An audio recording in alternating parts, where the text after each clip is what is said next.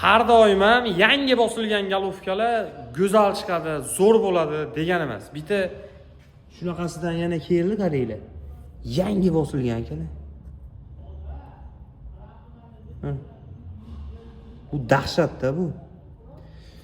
Mashinada nima kasal? Shu kamerada kompress 2 ga tushib qolganlari o'ng. Mashinaga pachka galovka olib bosilgan, yangi mana. Bosilganiga rosa bo'lsa 10,000 kilometr bo'lgan. Endi qaysi brend menga qorong'i, Pokistonmi, Hindistonmi bilmayman-ku, lekin galovka yangi mana.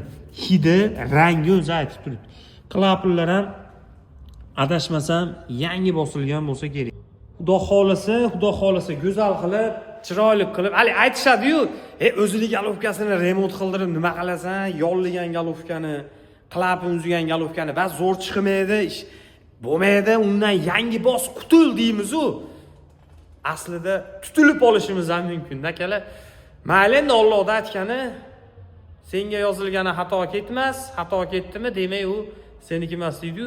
Go'zal qilib beramiz akalar. Xudo xolasa kayf qiladi egasi haydab remontdan keyin.